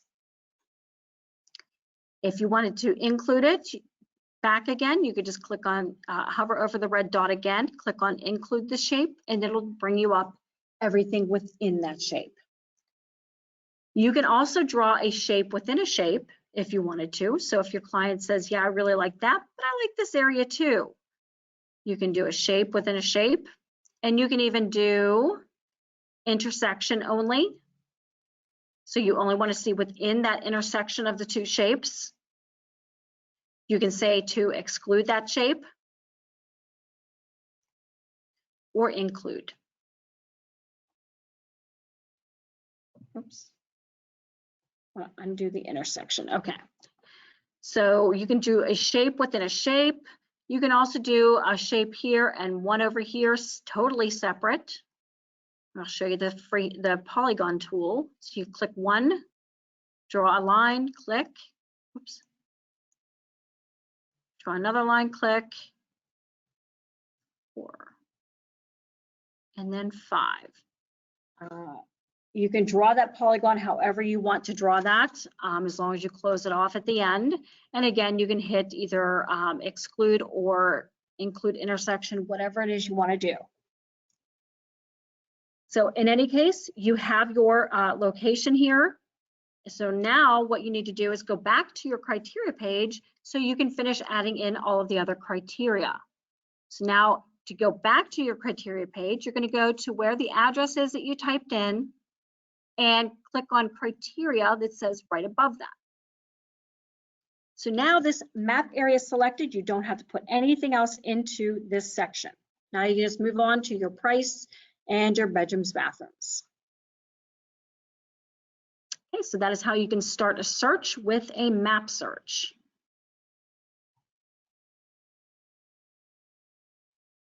All right. So another way that you can do a search is to actually search through the public remarks. Remember I said the public remarks is reserved for anything that is more descriptive of the property that's not found in the listing page. So if you have a client that wants something like, they want to make sure there's hardwood floors, or maybe they want a mother-in-law suite or a home theater. If they want some kind of feature like that, that would be found in the public remarks field. Now, how you can do a search through the public remarks field is you'll go to your search tab, choose your property type, put in whatever information you want to up here. Let's just do all of our Alleghenies. You can even put in your price range, bedrooms, bathrooms, whatever it is you want it to be. And then down at the bottom here now, we want to search through our public remarks now to find specific things for your client that's not found in this listing page. So below where it says your matches and your results, you see this little additional fields add. You're going to click on that add. And that's going to take you to this frequently used fields page. So there's two boxes here, and the left box is actually going to show you all of the available fields that you can do extra searching through. So if you want to go a little bit more in depth into some certain searches, you can go to any one of those available fields. So what we're going to search for today in the available fields is public remarks. You can type in public remarks down here in the search box, or you can scroll through the multiple choice. I'm just going to type in public, and two things that start with public come up, and I'm going to click on the public remarks, and then in between the two boxes I'm going to click add. Now I've added the public remarks field to my selected fields box. So now I'm going to go down to the bottom left and click on the back tab. That takes me back to my criteria page, and now if I scroll down to the bottom again, I have a public remarks with a search box next to it. In this search box, you're going to want to get as creative as you possibly can. You are searching through paragraph style writing, phrases and words and certain things, how other people are going to say things. So you want to get creative to a certain degree in this search box. That is going to require you to use your asterisk keys. So in this case, because you're looking for keywords through paragraphs or phrases, you're going to want to use your asterisk before and after certain keywords or phrases. So I'm going to use my home theater as an example. So I'm going to type in an asterisk first, and I'm going to type in the word home, T-H-E-A-T-E-R, with another asterisk after it. So now I know I have home theater spelled with an E-R, but I know for sure that there's a way that theater is spelled with an R-E. So I'm going to put a comma after that second asterisk, no spaces. Now I'm going to type in home, T-H-E-A-T-R-E, with another asterisk. Okay, so now I notice here I only have one match. So I'm going to go up here, see if I can get a little bit more out of that search. I'm going to click on contingent status, and perhaps I'm going to choose, using my control key, Butler. Doesn't give me any more than that.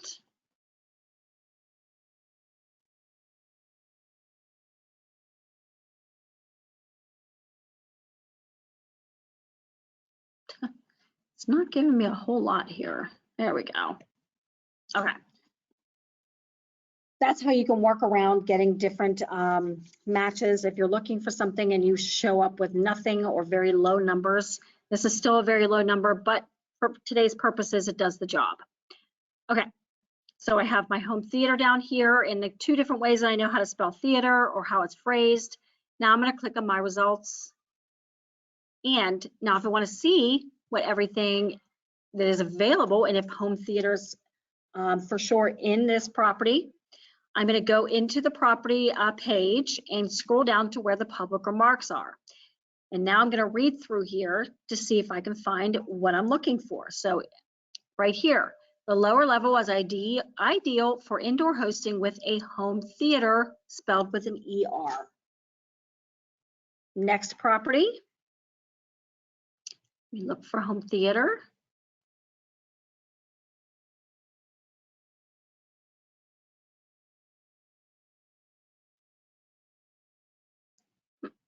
Not seeing my theater here.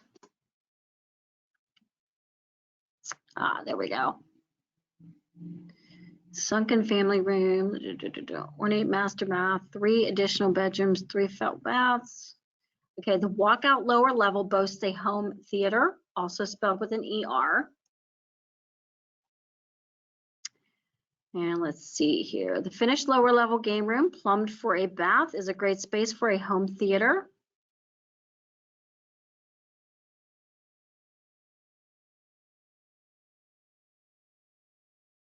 There we go. Okay, at home theater in the basement. Trying to find one with an RE spelling. I don't think I'm going to find it today. Usually there's at least one that has an RE spelling for theater.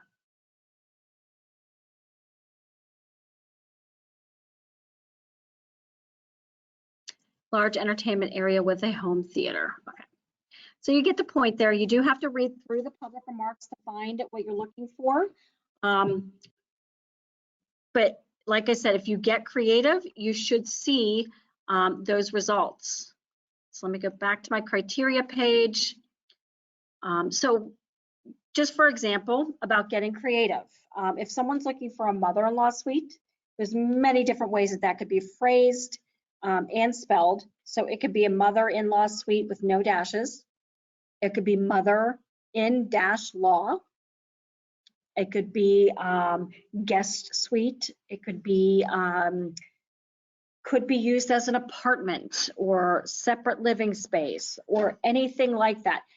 I'm not saying you have to go with all of those. I'm just saying get creative. Use what you think somebody else might have written in that section. Use your asterisk before and after keywords and key phrases.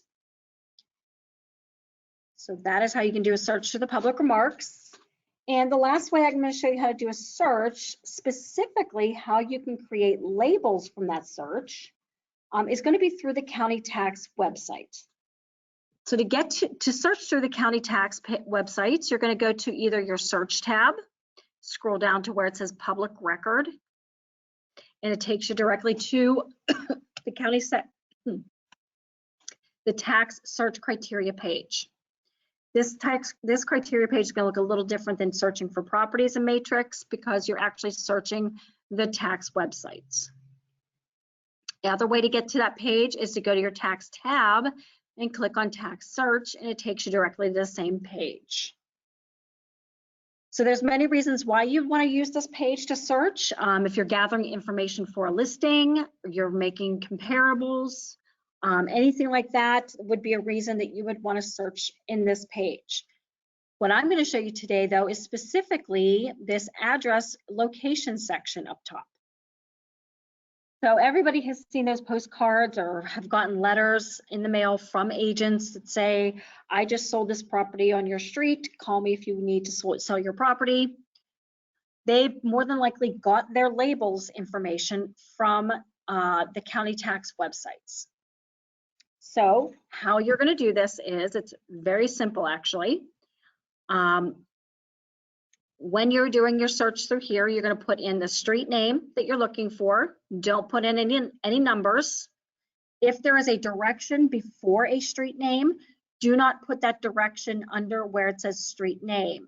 always click on this drop down here and put the direction, and then put the street name in the next field.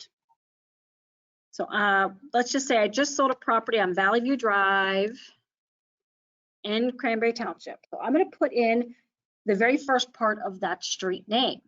I know that it's Valley View, and I know that Valley View is one word. So I'm going to do that, and I'm going to type an asterisk after it. So I look at that word now, and I look at my matches, 780 matches. That tells me that there are several different street names in our MLS that start with Valley View. So now I just want to narrow that down to get only the street that I want. So I'm going to put in the zip code. To the left, to the right of all of this, there's a zip code section. And now after I type in a zip code, it's telling me there are 20 matches. Now I'm going to click on my results.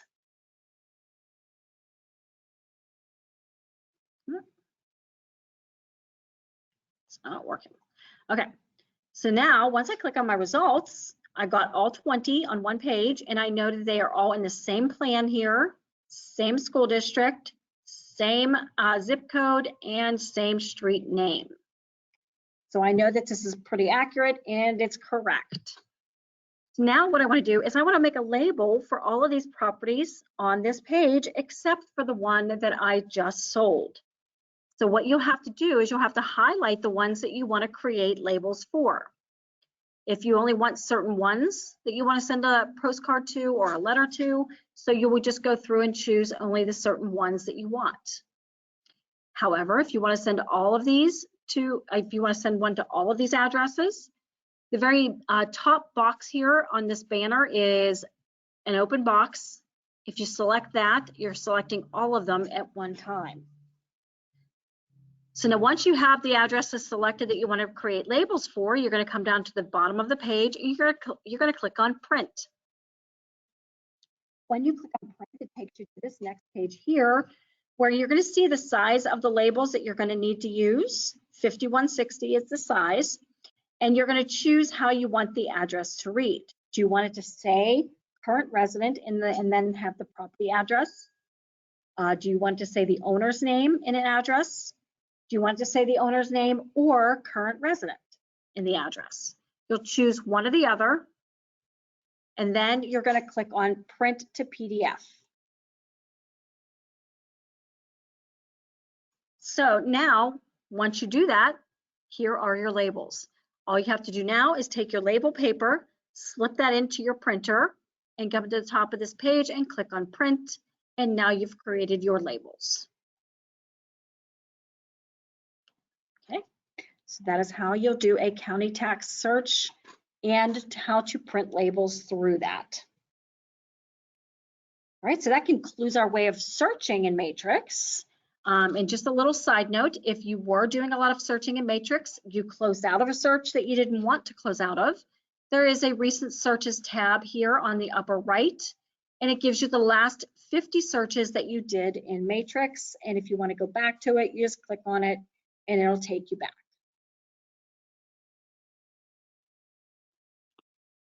Okay. So now moving on from doing searches, I'm going to show you how to add a listing. So adding a listing, you're going to go to your input tab at the top of your screen and click on that. And in this, under this tab, you're going to see listings and you're going to see roster.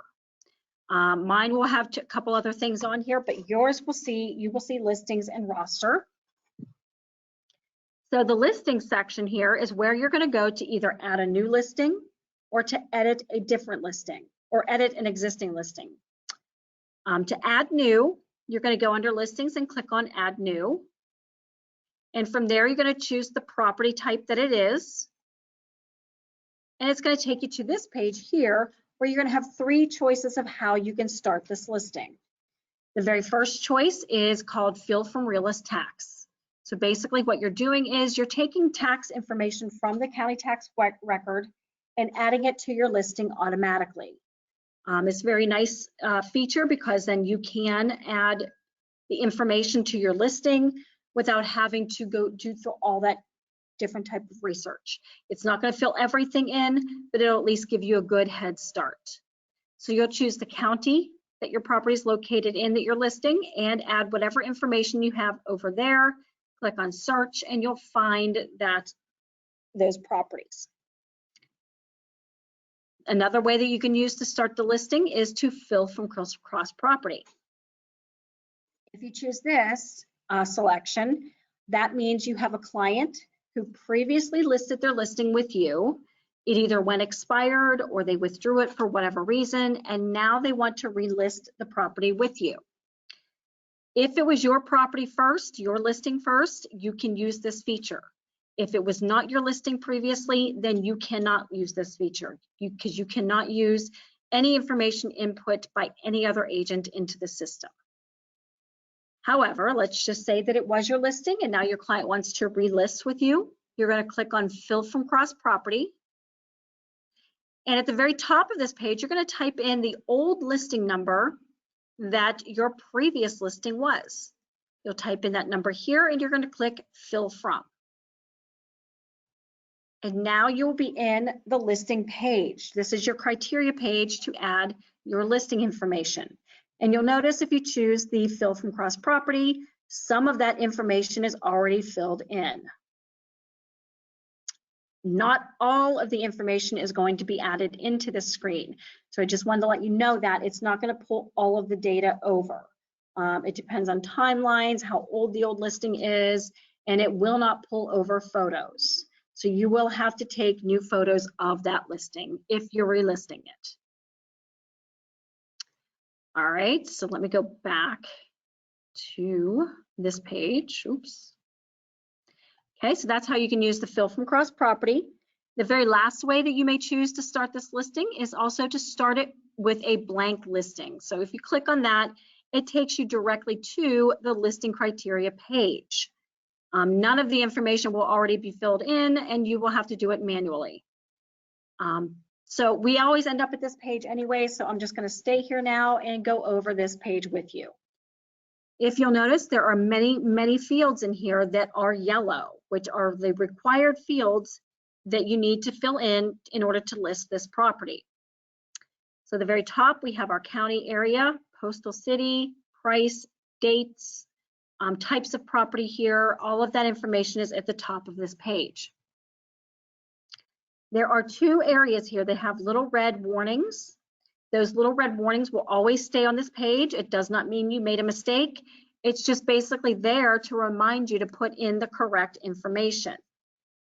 So when you start a listing, the list date is automatically added in. This list date will always be the list date that you started this listing. You cannot change that date. So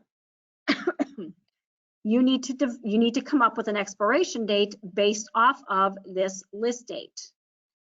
The reason why we have this little red warning here is you can have a listing expire up to 365 days from the list date. So if you were going out that full 365 days, this expiration date then would be 6/7/2023. Everybody gets into a habit of typing or writing in the year that we are currently in because that's what we're used to doing. So if you went in here and made the year incorrect, such as 6/7/2022 by accident, you go to submit this listing, it will submit it, but then it'll expire that listing almost immediately, or it will be immediately. So your listing will actually never even go out onto the market. It will be in expired status, and you will then have to call us because you won't be able to bring it back to active. We can take it back to active, but as I said before, it's just a whole big rigmarole that you have to go through. So just make sure that whenever you're putting your expiration date in there, you're using the correct dates. Same thing with the mailing city. This is actually going to be a city name. Do not put your zip code in this section. If you do that, it totally throws off a search. And I don't even know if it'll let you submit it if it's incorrect. I'm not sure. But the zip code is actually going to go under the zip code section where the address is. So this is where you're going to put in an address, school district. You're going to put in directions to that address if you want to as well. Below that is the office and agent information. Whoever logs into Matrix, that information is what is going to show up in the office and agent information. So your number would be here, your name would be here. And if you add your state license number and broker state license number to the roster section, those two numbers will automatically auto-populate here. Okay. And I will show you how to do that actually after I show you this listing. So down below here, you start to see some of the features. This is where you're going to see less and less of the yellow fields, the required fields. So all of these other features here are not required fields. Therefore, they tend to usually get looked over and not added in. But it is your preference, however you want to do it. Below that, we have our lot size and acres fields. If you have a property that's less than an acre, you're probably going to want to use the lot size. Just put a 0 in the acres field if it's not an acreage. If it's more than 1 acre, you'll put the acres in here. If you have a lot size and you want to add that as well, you can do that. If not, just put a 0 in the lot size. These are your showing listing instructions. You have your agency compensation information, and at the very bottom of this listing page, you have your public remarks fields and your agent remarks fields. This is where you're going to add any more of a description of the property that's not found in this listing criteria page. You do have 1,000 characters for the public remarks and 610 for the agent remarks. You'll also notice in this listing page, there is nowhere to add your rooms. That is because at the top of the screen, you have a rooms tab. Right now, we're on the general tab, which is our listing page. You'll click on the rooms tab next to the general, and this is where you're going to add in all of your room types, the level they're on, and the size of those rooms. To add more, you'll just click on more to add as many rooms as there are in the property you're listing. So now that you have your information input into this listing, you have a couple of choices of what to do with this listing at the very bottom. If you're not sure if you have all the information input that you need, you can choose to validate this listing, and it'll show you if you missed anything by using a little triangle with an exclamation mark inside of it. We do usually have somebody that will call us up and say, I'm trying to submit this listing and I put in the postal city and the expiration date and it keeps coming up this thing, it's not letting me do it. They are incorrect because these two red warnings will always stay there. If you see a red triangle next to something though, that is indicating that that field is incorrect. So usually if you're only seeing these two things on a screen, that just means you have to scroll down a little further and see where the actual triangle is showing up. So those triangles indicate an issue with that field. You will then correct that. You can validate it again to see if you had corrected it properly. However, just to let you know, it is a fail-safe in the system that if you don't fill something in that is required and you click on submit, it will do the exact same thing. It will not allow you to submit a listing if you don't have the required fields filled in. So if you already know that you don't have all of your information input into a listing, or if you want to submit your listing with your pictures at the same time, you may want to choose to save this as an incomplete. When you choose submit listing from your listing page, you are submitting that listing active without photos, which is not a big deal. You have 4 days to get a photo in there. So a lot of people do it that way. They might be waiting for the photos to come back to them, or again, they just want to get the listing out on the market first. It is a preference. So if you want to submit your listing without the photos first, you can do that. You have 4 days to get those photos in there.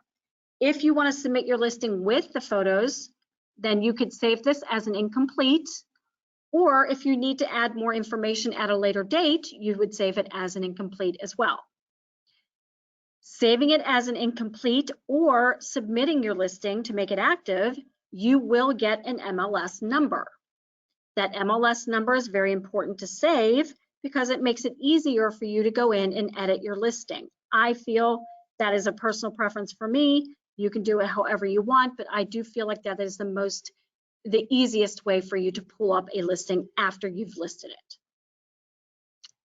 Now, I do want to point out though, if you do save a listing as an incomplete, there is a very, very important warning here that that listing will only stay in incomplete status for 72 hours, time-stamped from the time you click Save as Incomplete.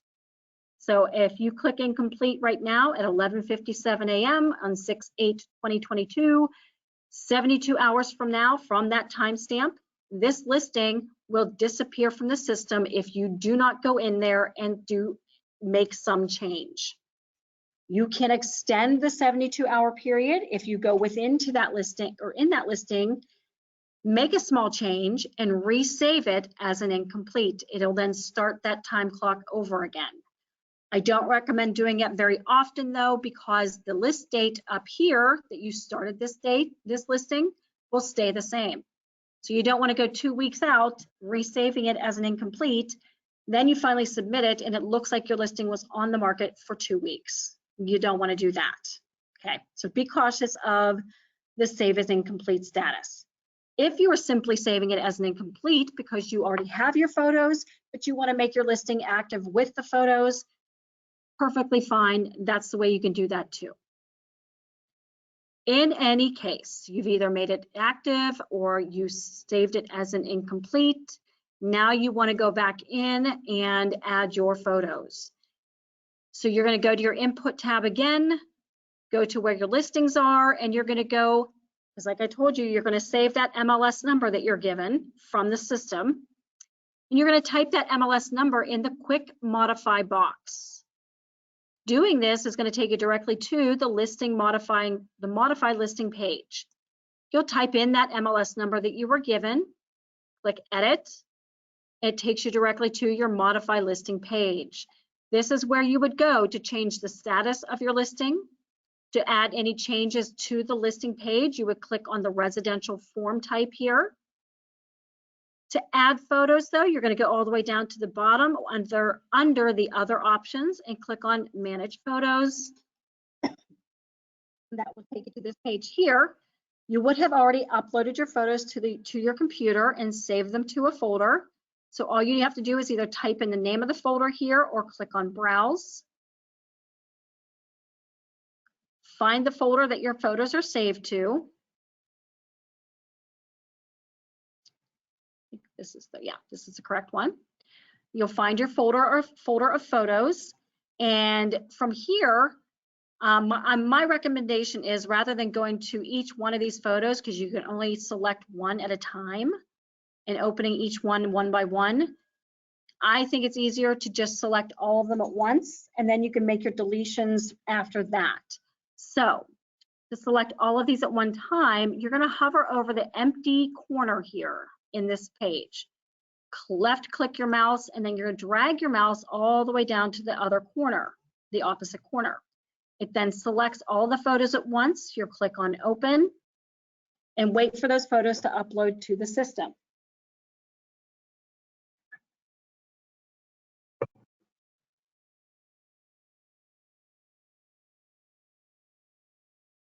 Okay. Once all your photos are uploaded, you can go through all the photos one at a time here.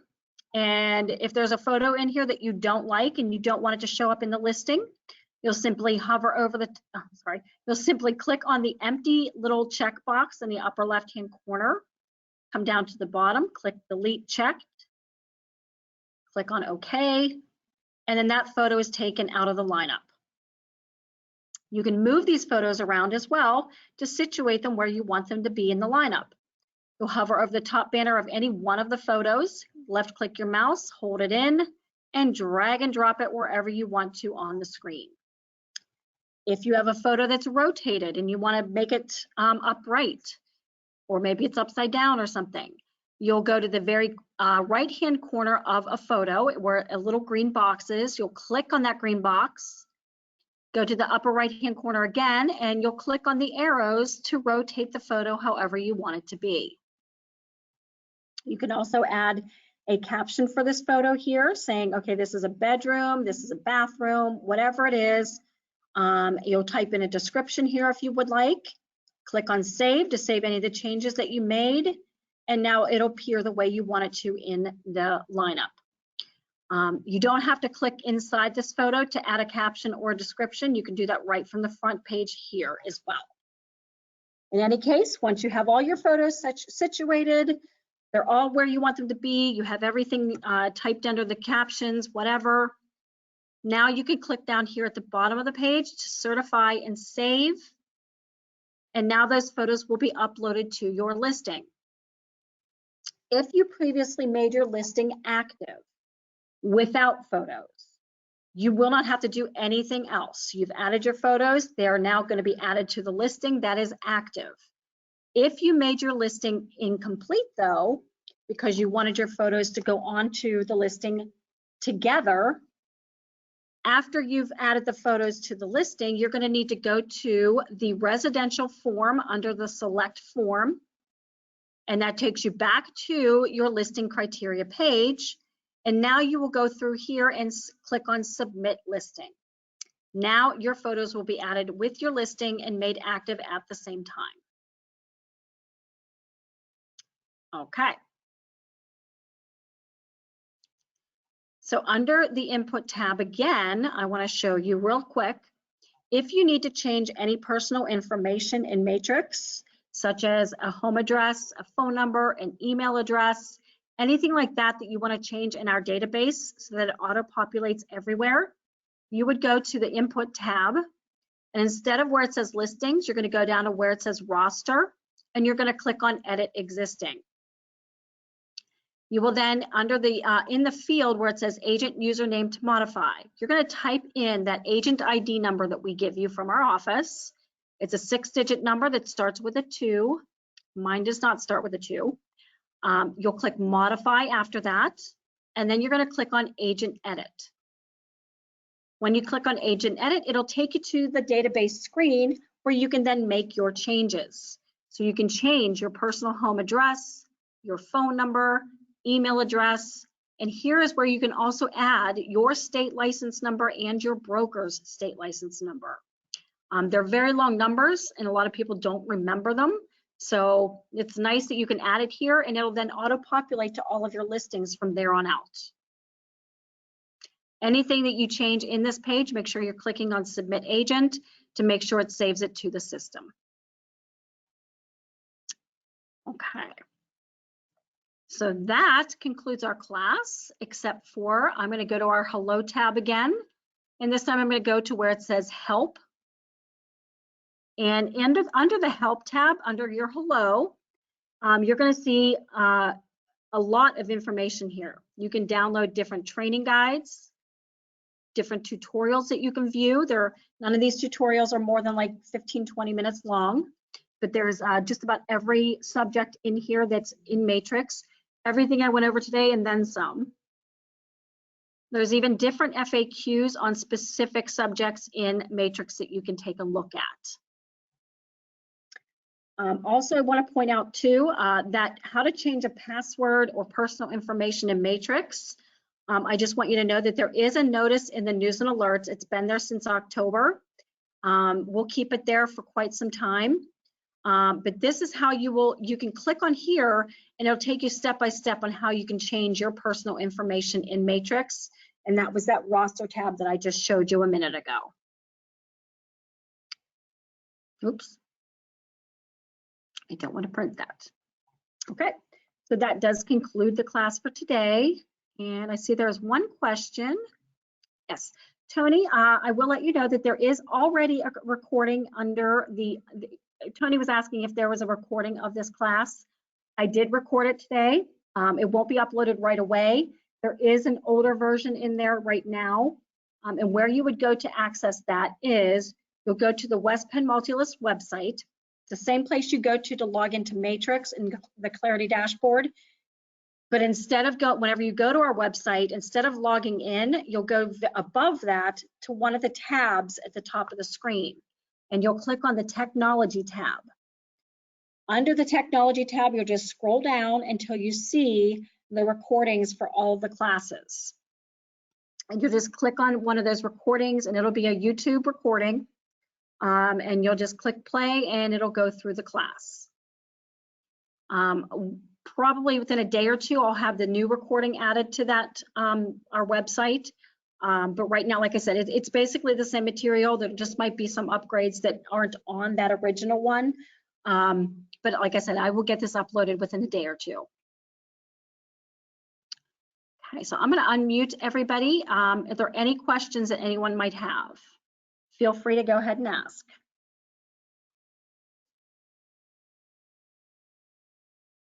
Wow, I was good today. Okay. Well, if there's no questions then, I want to thank everybody for coming today. Hope you learned something. Keep an eye out for any other classes that we might have. I always put my classes up in the news and alerts. Tomorrow there is an advanced class, so I take what we learned today and I go a little bit further with that. So if you're interested in that, it does start at 10 a.m., but it's only about an hour-long class for tomorrow. So take a look at that. Hopefully I'll see you there. If not, that's fine. I do have those classes periodically throughout the months. I will not be doing another basics class until the end of this month. So if you know any new agents that are wanting to take the class, just let them know, because I have a couple of things going on in the middle of the month that I won't be able to do any classes. So at the very end of the month, I will have another class. All right, everyone, thank you for coming again. Enjoy the rest of your day.